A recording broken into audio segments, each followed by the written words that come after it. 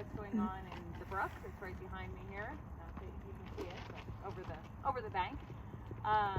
So here, sort of historically in Vermont and lots of other places, the idea with water was like, if you wanted it, it was great.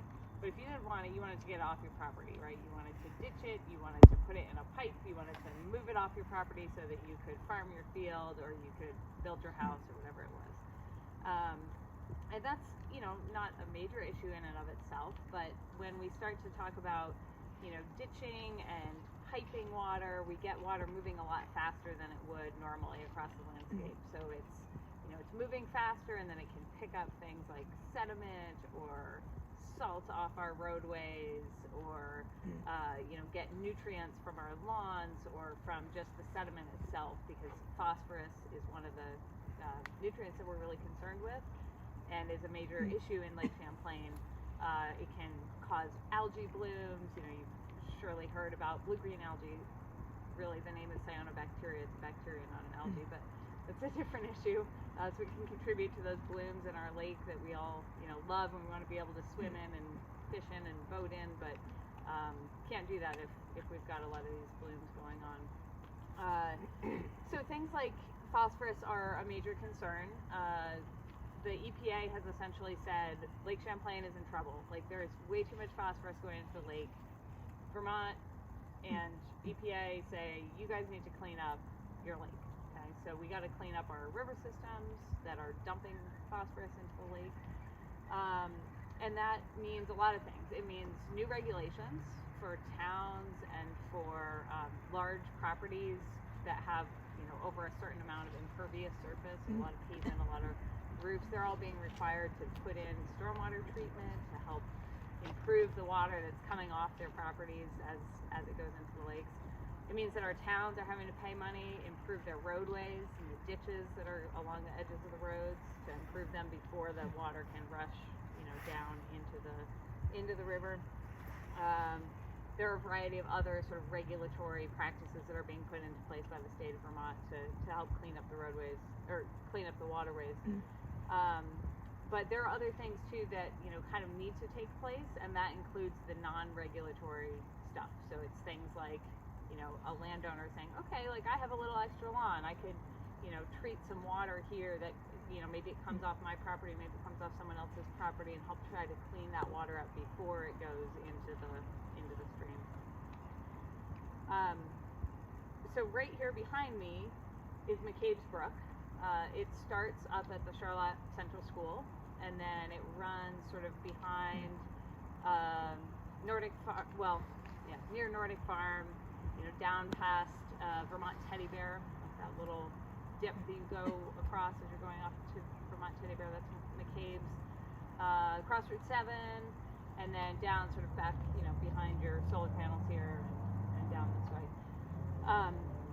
From the mouth of McCabe's Brook to about where it crosses Harbor Road, just down here, is considered to be impaired. That means it's like a designation by EPA and by the DEC. It says essentially there are too many nutrients to support the aquatic life in the stream. So little insects, fish, whatnot, they are not surviving well in McCabe's Brook from sort of Harbor Road down.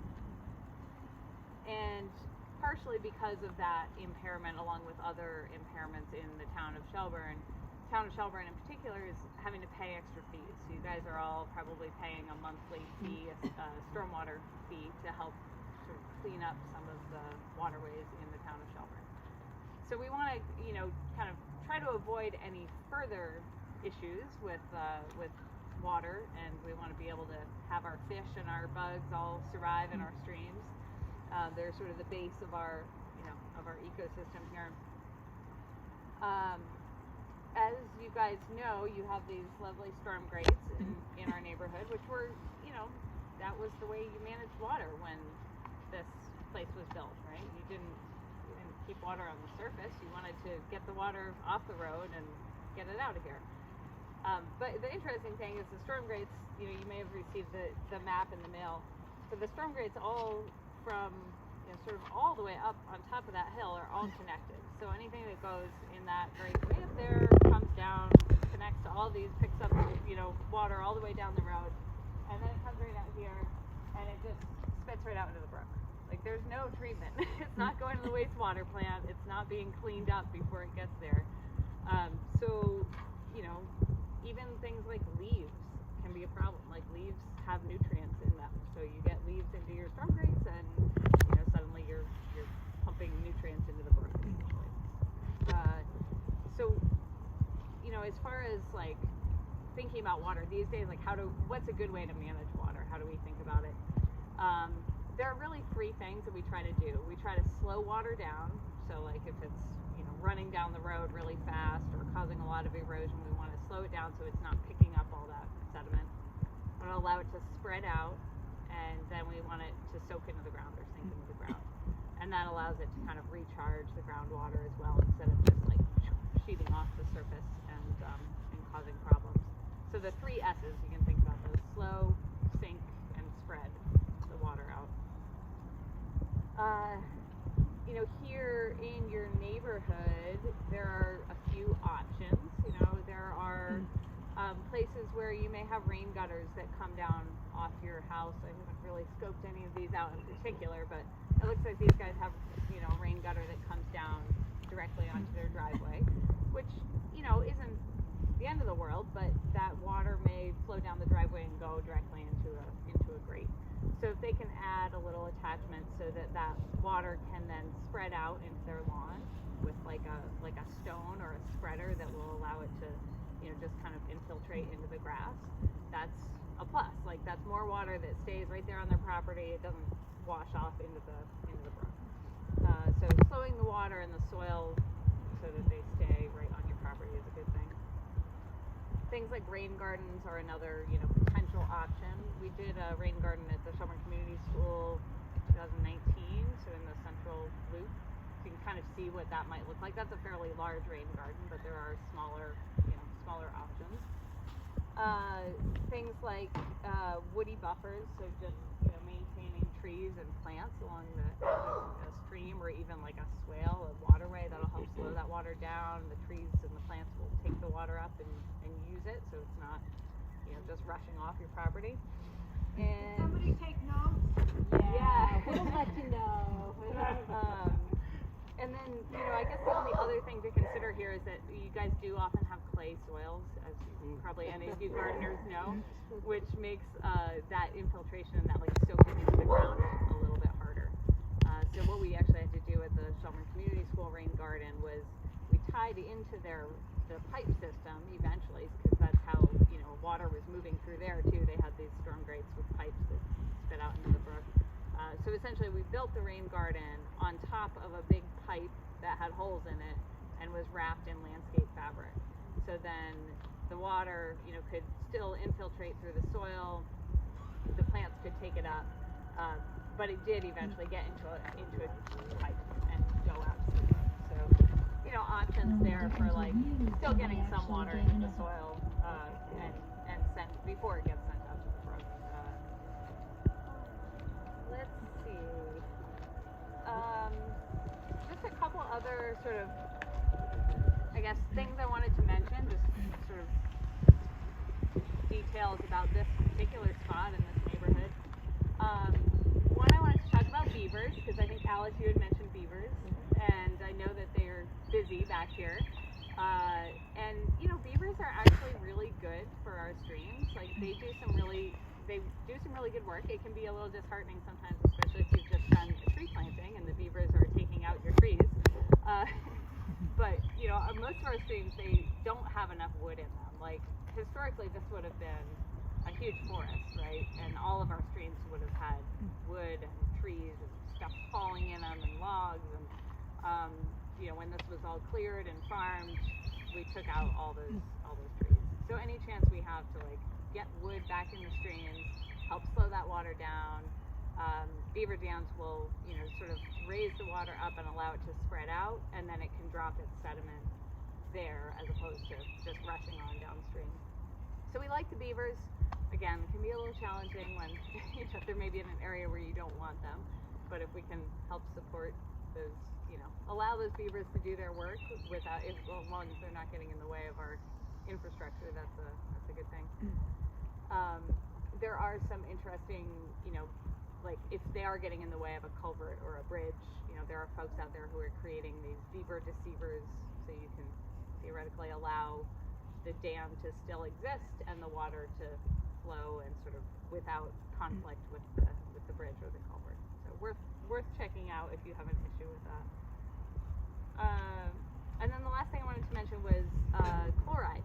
So sodium chloride, road salt, is an issue here in Vermont. LCA, Lewis Creek Association, does testing on a lot of streams in the area. We test chloride levels, phosphorus levels, and nitrogen levels. And here on McCabe's, chloride is often quite high as well. You know, you can probably imagine like the road salt here, right in the storm grates and right out into the brook. It can cause impacts to our fish and our bugs in the streams. None of the levels that we test have been like at the level where we'd say, okay, this is exceeding the standard where it's a major problem. But there's some indication that lower levels of chloride are impacting aquatic life in our streams. So we need to sort of be concerned with our use of chloride, I guess, use of road salt. So something to be aware of, you know, if you're considering putting salt down on your driveway or, you know, the amount of salt that goes on your roads, you know, maybe there are alternatives. Maybe you can sand, maybe you can do like a brine spray before the snow hits so that it's less salt. It sort of helps coat that surface, but without those large granules of salt that are just going to continue to kind of wash off into the brook. Okay, so last thing I gotta say, well, two things. Okay, I have two more things. One is this particular site. So the reason I had you guys meet here was because we did a project here last fall. We had I say we. I'm really a program manager. I'm a biologist. I'm not an engineer. We hire engineers who come out and you know, study these things, and they're much more experienced and knowledgeable than I am.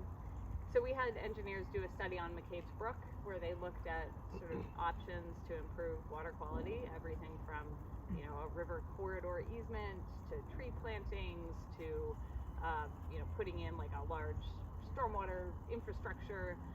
And this was one of the spots that they chose for sort of design work and improvements. So essentially the outfall of this pipe where it goes into the brook, they thought, okay, there's space here. This is town-owned land, this little strip.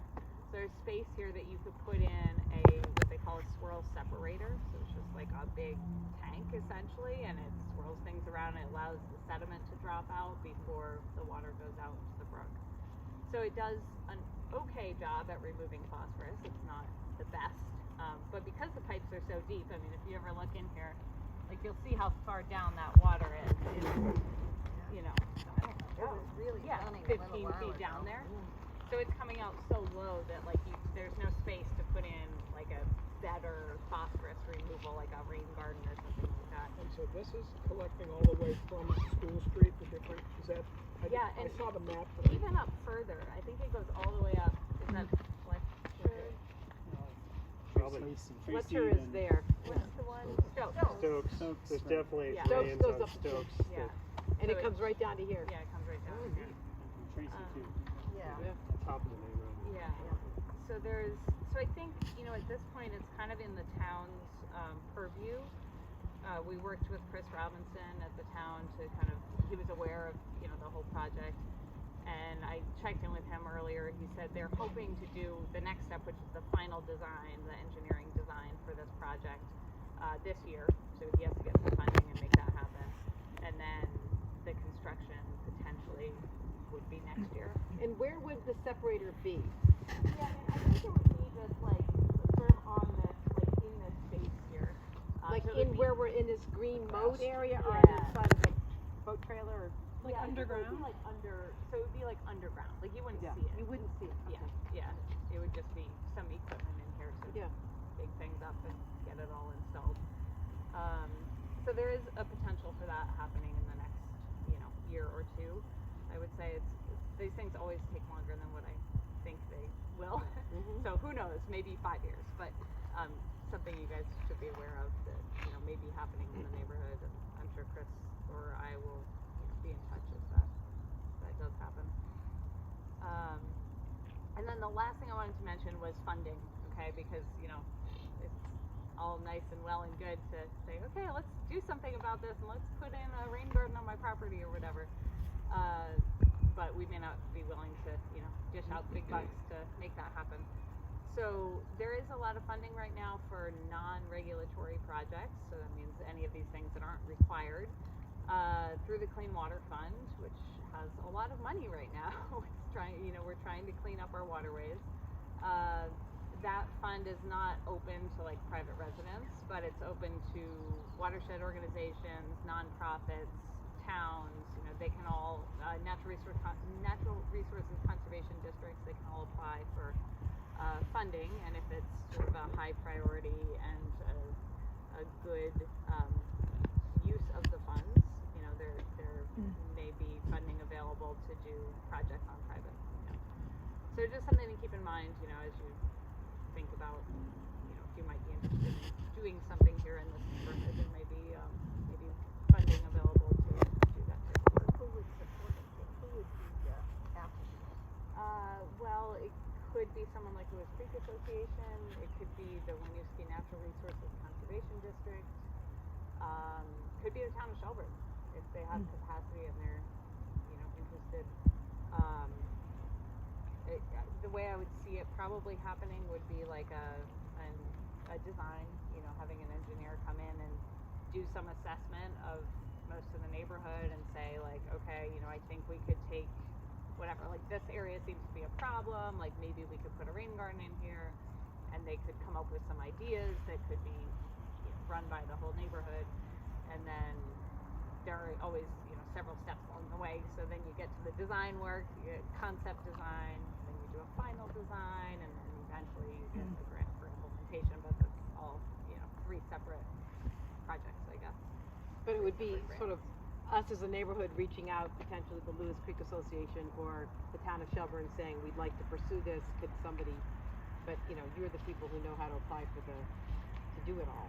Yeah, I think so. And we could just talk it over. I have limited capacity. I'm 25-hour a week at LCA, and I'm essentially the only staff. So it's a slow process sometimes because I can only manage so many grants at a time. But yeah, it's something that we could definitely talk about, and maybe Chris or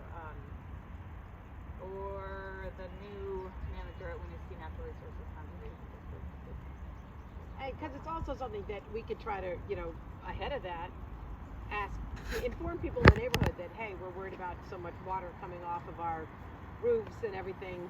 We can't control the water on the road, but we could, have your gutter go into a rain garden, just switch the bottom of it, and that could make a sizable difference, perhaps.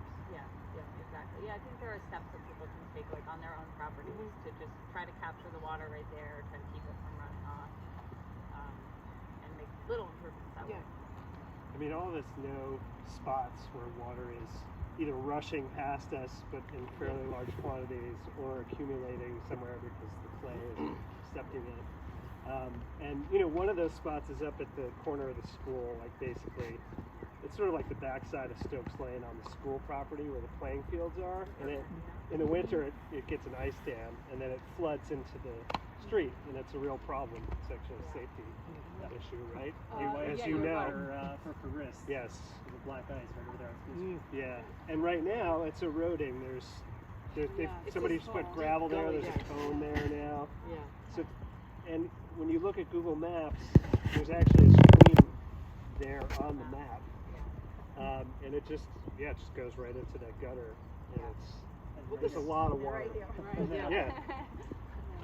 And so that's on the school property, and I guess I was wondering about, you did the rain garden in the front in the parking lot, but what about public funding for a public space there? Because that's a major accumulation. Yeah, so on the schools, we started working with the schools, 2015, maybe we were doing this ahead of the storm program where we have these demonstration sites throughout the sort of Shelburne, Charlotte, Heinsberg area. And we began that program, we put in the rain garden, we put in the little filter strip off the other parking lot.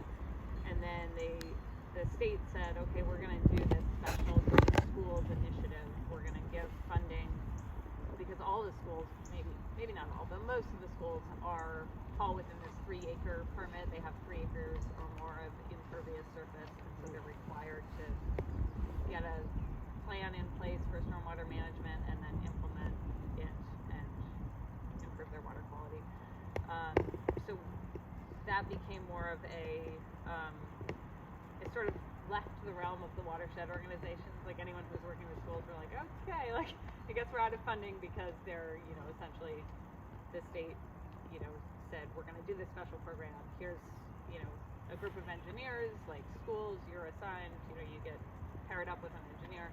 So Shelburne Community School, I still have not learned what the engineering firm is that they're working with. But they do have a firm in place that is supposed to have done assessments and made a plan for the school property. But I don't know what that looks like because Chris hasn't replied to my email, so I need to bug him again. Because the school I think was originally built. It's a real wetlands there. Yeah. And when it floods, I have pictures of my son kayaking. Behind the school there. I mean, it is wet, but that is like one of the major places that water is running into the. But It it's goes good. right That into the means grain. it's setting, settling. The water is slowly Yeah, I guess. going That's down. true, actually. That's what It's a you good want to thing. stop the water. Yeah, Right. except when you see it just pouring out, it's like not quite doing It's not it. super effective. Yeah. You need to just like make a pond there or something to slow it down further. Can I ask you a question? Yeah. Do you know roughly how effective all these things are for like phosphorus, nitrogen, and chloride? Like rain gardens versus this thing you said might be under the grass. Yeah. It seems like it might be pretty simple to like sample water on the way in and sample on the water on the way out of these things. And learn, So I'm sure people have done that. Do you know what like the upshot is of how much it reduces? Yeah, I mean there are numbers out there like this that we're talking about here, the swirl separator, is not super efficient when it comes to phosphorus. Maybe like 20% of the phosphorus, and it's expensive. Okay. I mean, Yep. it's a big concrete tank. Yep. How How about those wetlands? Like I'm sure it depends on size and all that stuff. Right. Like do they do better? Yeah, they do better. Like 70-80% maybe. I don't know the exact number, but it's much better. Yeah. Just by having water sit there. Yeah, and be absorbed by some plants. Phosphorus, Right. doesn't take. Chlorade's a little harder. That was going to be my last question. Yeah. Like, I can see why phosphorus and nitrogen would get soaked up by those things. Yeah. But what Does does chloride get touched by plants or microbes or anything? There are some that are a little more efficient or a little more able to like tolerate it. But not make it go away. Yeah. But I don't think they're Hey, not what are- like a major Thank you. What are the main sources of household phosphorus? of household phosphorus. I mean, I would say probably your sediment and stuff coming off your whatever, picking up soil, that kind of thing. But So it's mainly from the soil. I know you shouldn't fertilize. yeah, certainly. right. Yeah, Um, don't And pee is on your anything lawn. organic? Yeah, anything organic. Yeah. They say don't pee on your lawn. Don't Yeah. fertilize your lawn with phosphorus. And they banned phosphorus a while back. How about household detergents, Yeah, things like that? Are they, They're supposed to be phosphorus free these days in Vermont. And they're also probably going through the wastewater. Not that would take it all out, Right. but they're not going through the storm drain. I hope. yeah, you never know what's going on down there. I think it's garden fertilizers. garden Like fertilizer? almost all of it. For storm what goes drain. Yeah. You mentioned more regulations in Shelburne. Do you know like what's going to be happening with that, with people treating their lawn? I mean, the Little League treats their lawn with like lots, Like crazy. like poison, stay off the lawn. No kids, dogs, that's the thing. Like, Yeah. I mean, that's Shelburne, like Little League. So, do you know what regulations are going to be passing in terms of like not allowing that? Because then they promote like no mow May, but then it's like seems Right, you're conflicting doing all those. things. Yeah, I don't know if there are any particular regulations just for Shelburne. Like, I know they're charging the fee essentially so they can do the things like, projects that help clean it up. But I don't know if there are any particular regulations in the works. But yeah, it's an interesting issue because there are lots of people who are, still putting pesticides on their lawns, which is unrelated to phosphorus. Right. Yes. Say Right. that, but I'm sure Still an they're probably issue. fertilizing They're it too. definitely yeah, exactly. How And about the, theoretically, you're not allowed to fertilize with phosphorus without having done a soil test first. Probably not being done everywhere, but theoretically. with the salt depot, since that's been put in, how about the chloride content?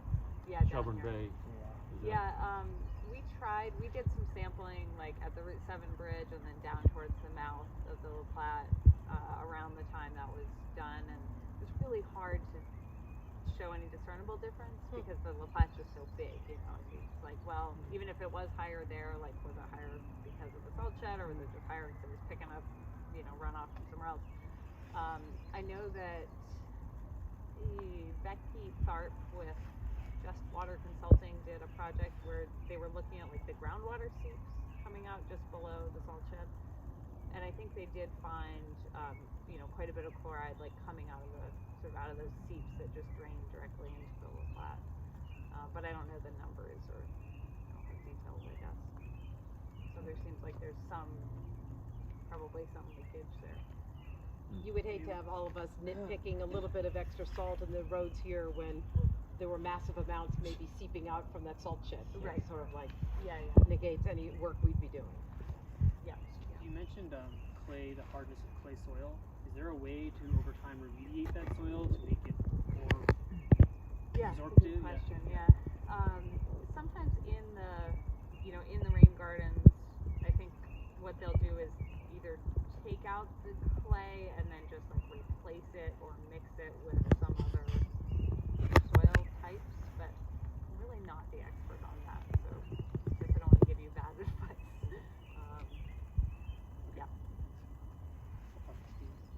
Yeah. It's pretty deep, the clay. It's like you can add organic matter to it, but sometimes that's going to have Right, it's gonna, like, nutrients in it, Yeah. but it will allow it to do the right thing with the water and allow plants also to absorb it more. So it's Yeah. kind of a trade-off. Mixed bag. I've been wondering about the beavers because they are active, but then I don't know if they're getting relocated and the dam's cut by somebody who's managing all of this. Do you know? I don't know. I haven't. You know, I know that at the bridge about a year ago or last winter, they had built up dams and then they certainly were removed. They brought in machinery and like gutted that whole Meach Cove area. Trust Meach land right over Cove, the concrete They bridge. definitely got rid of those beavers. Yeah. And then But the beavers are there now. on the footbridge too, there was one there, and it looks like somebody cut that dam and. But he's built a new dam right below that. Oh, is it still below? There's one Okay. right below there. So I've been wondering, and then there's another one at the bridge Yes, over on, yeah. on Harbor here. So, and that's been cut. Yeah, I'm So- not sure what the town or Meach Cove, you know, what their policies are regarding beavers, but I would chat with Chris Robinson next time I talk to him, see what they're doing. Let him know about the beaver deceivers. Yeah. This guy comes in, puts in some, I don't know, he's got a whole system of pipes. It's like a sound thing or something. Well, one of them is the big pipe you can put in that has holes in it. So you put it down below the top, They and the can't water hear the still flows. So rushing they don't hear the water. rushing water, but the water is still able to go through. So it kind of works. But I've never had luck putting them in. I've tried. Well, there's an expert, Yeah. Skip Lyle. Cool. We're about to work with him for a Great. couple projects, so we'll see how it goes. I'll let you know. So it strikes me that we have like the greatest rain garden of all right behind like this Yeah. enormous open space that surrounds McCabe Brook for most of its stretch Yeah. downstream. So I wonder if there's a question here. Like, can you watch the water get cleaner? Is it working? And if it's so much woods and our concern is the lake, would we have much of a change if we did little rain gardens on our properties if it's about to go through a mile of an enormous rain garden? Yeah, I see what you're saying. I think part of the issue is that a lot of the sediment and like nutrients get flushed down when you have those really big storm like rain events. Oh.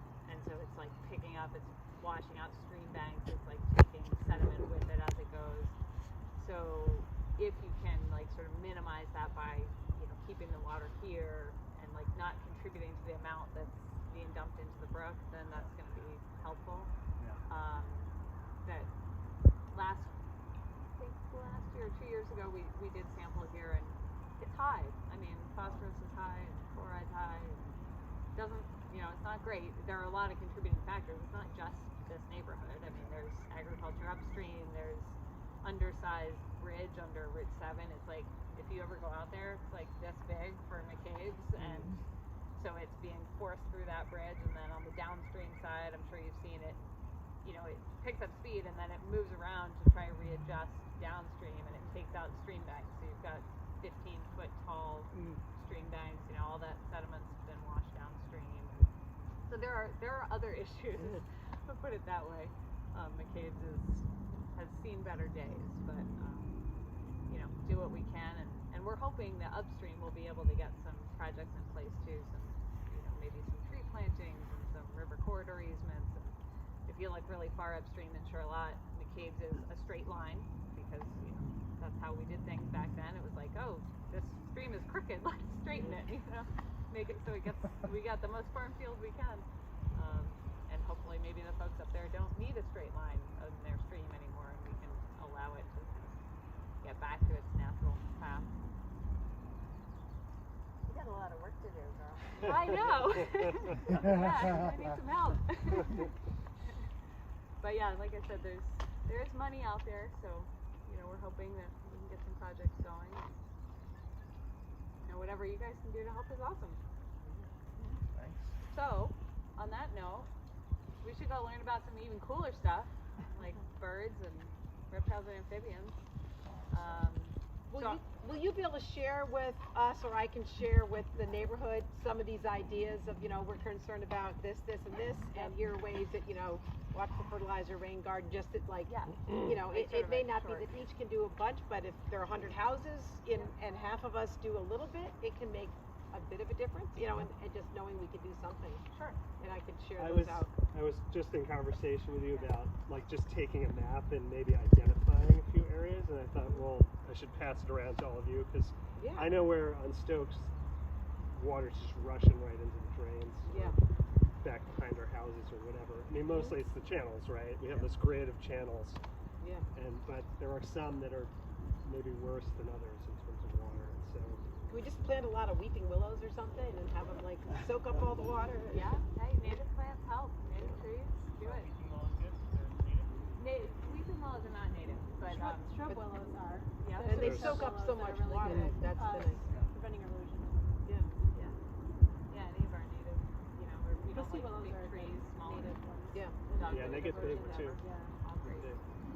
Minimize our lawn as best we can, and it's all helpful. So yes, I will be in touch with follow-up materials, and we'll get this video posted on YouTube or whatever once I figure out how to do that. A lot of hits, I'm sure. Yes, exactly. Hundreds, thousands. It went viral. I can see it now. Well, I got two different species. Run into a bunch of leopard frogs. You think this is the most common thing in the world. I mean, they could have a huge breeding season, have a couple high water years in a row, but they require three types of habitat together that you don't always see together. That is not regularly mowed, because as I'm sure you know from your own mowing experience, when you mow, you can't avoid all the stuff that's jumping around or slithering around in the grass. Even if you try, you're going to hit some of them. And so a field like this is not regularly mowed, which they feed in, but that has to be next to floodland where they can breed. And being an amphibian, they have permeable skin. Anything that gets in the water, right into their blood. So that's an issue. And even as youngsters, as eggs, the eggs are in that flood water, and the embryos are developing in a bath of whatever chemical or non-chemical is in there. They're taking it in as they develop, which is really the most. There they Here are. now. There is a bigger one. It's a little lower pitch. A higher one. It's a little higher pitch. Maybe 3 or 4 total. They were teasing me before. I could tell sex by the fact that they're calling. Females don't bother. They're males. Just, females are not calling. And so the males are in there. Maybe whether or not the females are there, they don't know yet, but it won't stop them from calling. So they will get there and call and say, hey, here's where the warm floodwater is. Everybody, come on over. This is the spot. And you may already be familiar with toad eggs, but they're strings. They're long strings of hundreds of eggs. It's not like a solid mass. It's long strings. Well, once again, anything that's in the water is hitting that embryo as it develops. This far north, we only have the one toad, which I expect you're ever going to see. I was just over in the southeastern part of the state, and there's a second toad there, the Fowler's toad, that sounds something like a distressed sheep. So it's quite different. But this beautiful musical call, American toad. The leopard frogs we know are in there. Whether or not that gets used by salamanders, I don't think so. But as you go that way, I was checking out these birds here that are coming over. They look a bit like Caspian terns, but these three that are flying low, Caspian terns are a cool tern that is really isolated in various areas in Vermont. But once again, all of them dependent on whatever's in the water. You know, they're feeding on what's in the water, and so they're dependent on that water quality. Let me try this one quick more time. If you give me a chance. I will wander out just a little bit and back, and hopefully not take too much time, and see if I can stay standing, and be right back. Oh my goodness. What is it? Rosie, come here, honey. Oh, we got a frog! Yeah, it's part of the frog that Jim got. There's a little girl. Yeah. Leopard frog? Yeah, northern leopard. Yeah. This is the one. Northern leopard. Come check out the frog! See it? You got one! Little frog. This is the one that I mentioned that required the 3 habitat types. Fields where it could feed on the insects, the crickets, etc. And then the water body, floodlands, where it would lay its eggs.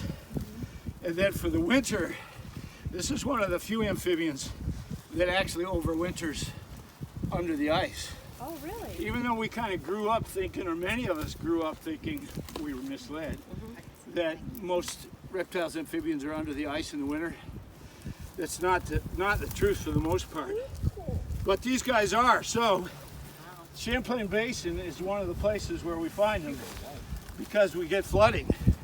And that flooding is required by these dudes. So out there soaking up whatever is in the water. Now they have to stay moist, so when this really gets dry in a few days, they're really not going to be up here anymore. They're going to have to go back down there. I don't know if you ever made this mistake as a kid, but I did. I would bring amphibians into the house, and then after, I don't know, half hour or 30 minutes, they would start drying out.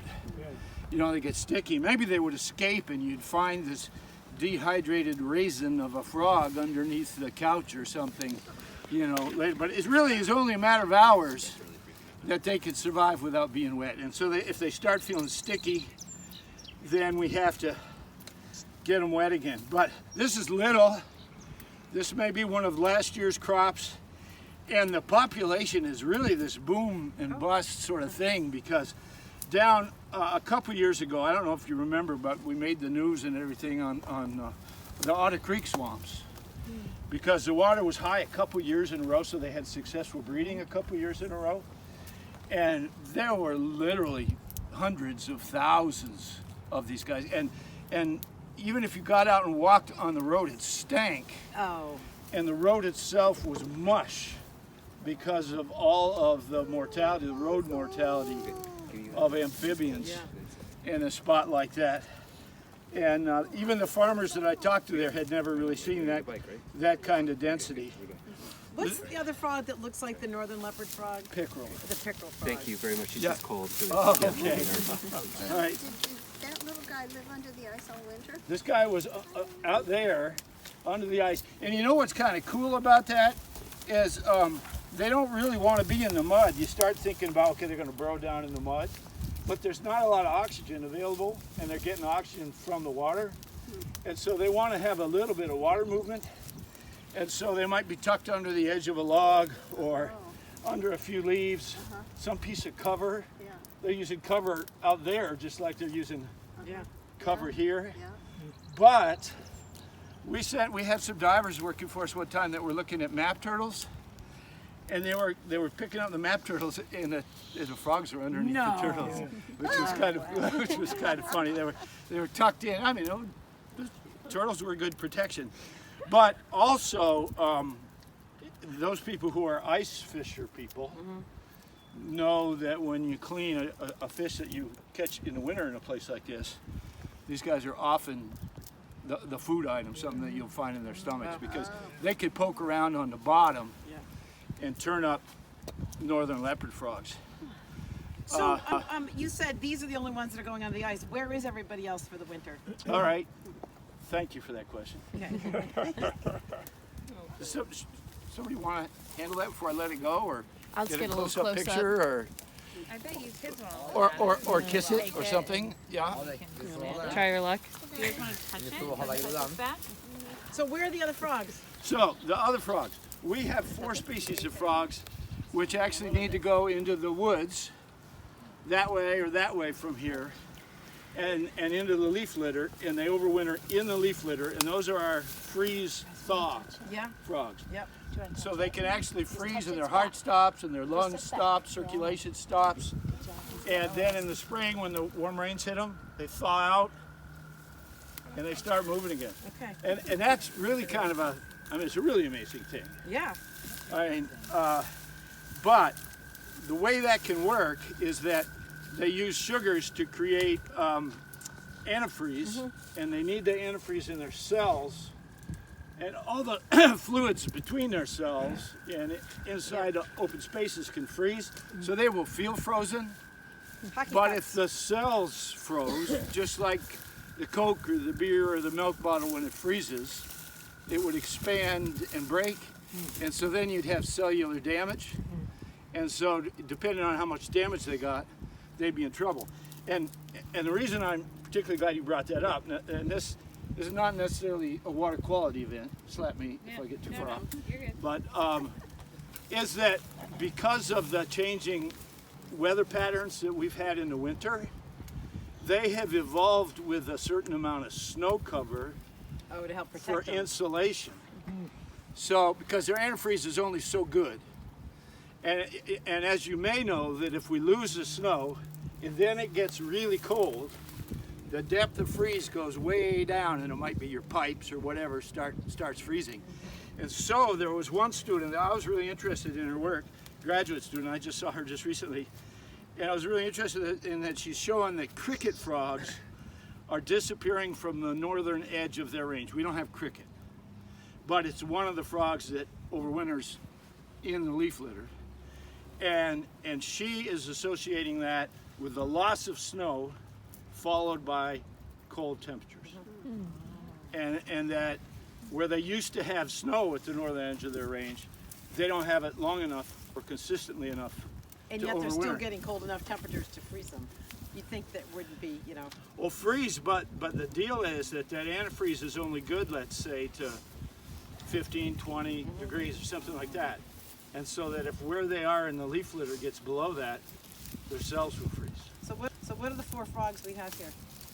That overwinter in the leaf litter, Yeah. we have more frogs, but we have 4 that overwinter in the leaf litter. Spring peepers, Yeah, northern leopard. Nope. No, he's over there. Yeah. Toad. That's not a frog though. it is a frog. It is a frog. It's They're not goofo anymore, are they? They got just, free range. it's just a bumpy frog, that's all. Okay. Is the American toad in there? No. And And we don't have bullfrogs around here overwintering in the mud. Oh, and the little gray tree frog. Gray tree frog, spring peeper, wood frog, the brown one. Yeah. That kind of quacks in the spring. Yeah. Green frog? No, green frog under the ice. Okay. Yeah, under the ice. Bullfrog under the ice. Well, who's the fourth? One that has disappeared from Vermont, has not been seen since 1999, maybe because of the same reason that the cricket frogs disappeared from other areas, because of winter conditions. They're really getting going there. But the other one is the boreal chorus frog, which you would not have any particular reason to know, but the others you all have here. And some of the gray tree frogs have started calling. It's another one that likes the weather warm, likes it hot. And some of the gray tree frogs have started calling. And are you familiar with that call, gray tree frog? Your daughter. I know. I rely on her. Go ahead. Are you familiar with the call? It's Yeah. and you hear it on a hot, humid day. And the hot, humid days are just getting them started. They don't come down out of the trees and start going to a breeding site like this until end of May, beginning of June. So that'll be a while yet. I should, and I didn't, make sure I don't have other living creatures caught in here that want to go back to. So is that for you guys? You want to pick through them up? You want to go dig in? Go look, see if there's any like snails or tadpoles in there. So there are some snails. I bet that is the greater pond snail. I bet you're right. You gonna hold it? That one you can hold, easy. I'd recognize him anywhere by his breed. Let's walk over that way for a bit. It just started, the southern birds have just started arriving. Cormorants will spend the whole winter here, or at least some of them will, as long as there's open water. This didn't freeze. And there's your terns. See the terns? Yeah. Caspian terns with a nice, really blood red bill. And a black dog. Yeah, it's a pretty unusual bird. They look like we should be at the ocean. Caspian terns didn't used to be here. Red-winged blackbirds. Red-winged blackbirds. Where did the Caspian terns come from? The south, we pretty much wiped them out, and then they have started returning. Wow. And then the cormorants weren't here at all, and they started moving north, and that was a concern. I don't know if you guys ever heard about that concern, but the fishermen were concerned about competition with the cormorants. And so on some of the islands where they nest, they are so abundant that they've just killed the vegetation, and they actually oil the eggs. Well, the islands where they're just full of okay, the islands are gross. Thank you. Not the birds. The islands. Yeah, because what you have allowed me to do is point out that that no species has done as much damage to this planet as we have. So if we're going to make judgments on any other species, I was only judging. I know, I understand where you were coming from now. But Draco went by, and Redwing.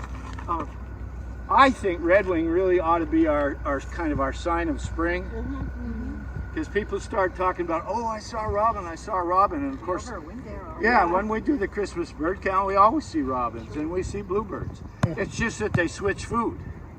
You know, they're not running around on your lawn getting worms, because that's no longer a possibility. And so they're feeding on any fruit that they could find, and that might be juniper fruit. There are some that leave. Fresh-looking robins. Fresher. Yeah. That look like me. Yeah. So I've had a winter break, and they're like back from the Bahamas.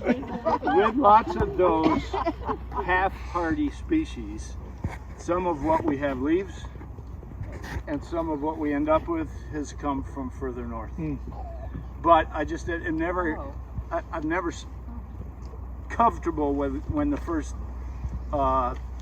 robin shows up in the newspaper, and I said, well, geez, they were here all winter. It's just that your lawn is open now and the ground has thawed out so they can get some worms, and you're starting to see them. But redwing, I think, there's your sign of spring. I think it's just because for the most part they're entirely gone unless you're really, if somebody has like 6 feeders out, you might have one redwing that manages to hang in there through the winter. But for the most part they're gone, and when they start showing up, males come first and then females may come weeks later.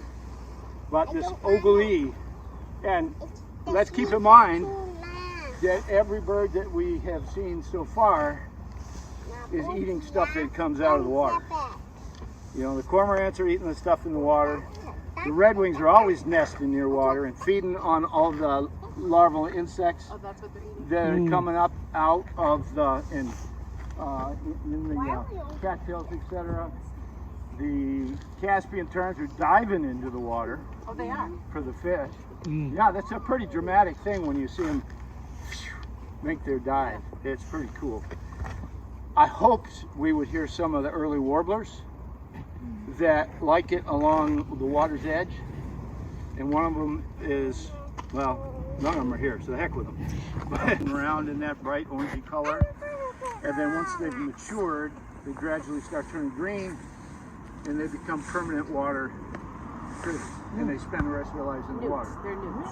Yeah. Well, yeah, and a red eft really is just a name for an adolescent newt. So even when they're in the red eft stage, they're still a newt. But the thing is that they've really co-evolved with beaver ponds. Now we have created something pretty similar when we do man-made ponds. And they'll move into those man-made ponds. But the beaver, is this the eagle right here? I don't think that one is. There was one over here I wondered about. But anyhow, they've co-evolved with beaver ponds. And as you know, as beaver continue to feed in an area, they usually run out of food. And so they move. They move upstream, they move downstream, or they move over the hill until they find a good food supply near water. And so what happens then, they're not keeping up their dam, and the dam, which had a nice big population of adult newts in it, then rots and breaks and floods out, and so that's the end of that population. But they had all their little scouts out, all the red efts, which were moving over the hill or upstream and downstream, and as they mature, they'll pop into wherever the new pond is and start colonizing that new pond. So what do you need? You need a cohesive set of wetlands and drainages where they can move from one to the other as they lose their beaver dams. Now, in a place like Shelburne, there's a lot of problems getting from one drainage over to the next drainage as a red eft. I mean, they really are not interested in moving through the pastures, or, as you know, it's dangerous to go across the roads. But if you have interconnected woods, and the Adirondacks is a great waterways too. Yeah, it's just a great protected, huge area. But if you get near an active beaver pond or series of beaver ponds up in the Green Mountain National Forest, you're still going to see a lot. I always thought, like, is it geology or what is it?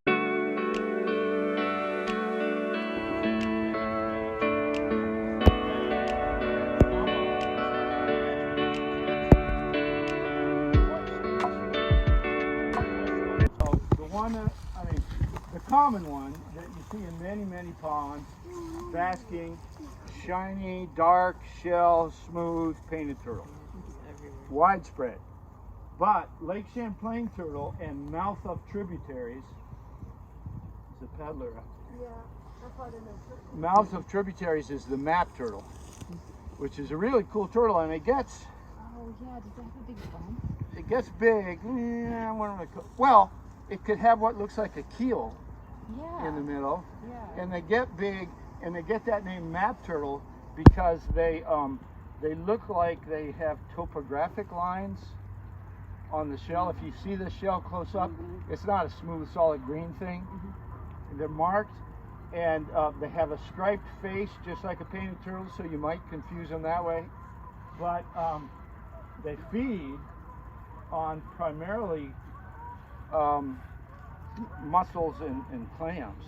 Zebra mussels, maybe? So zebra mussels.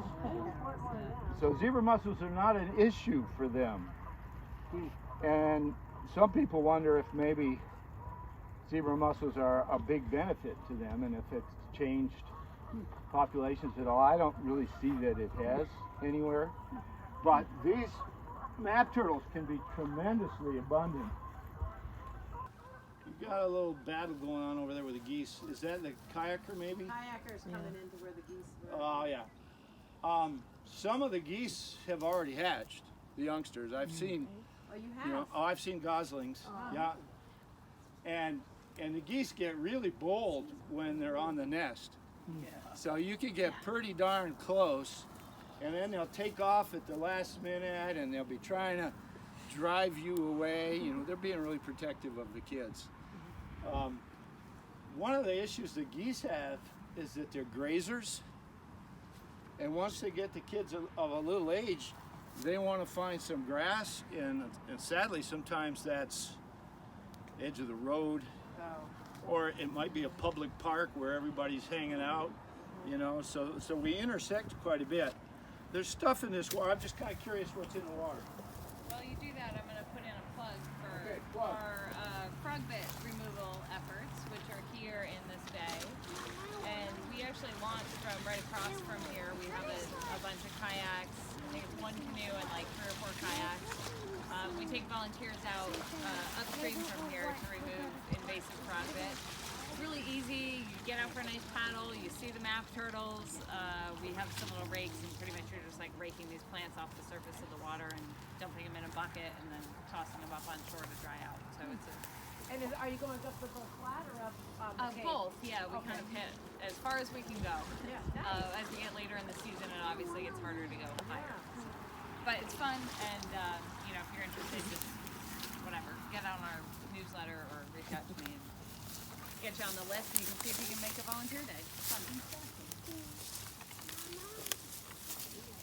We provide the goodies.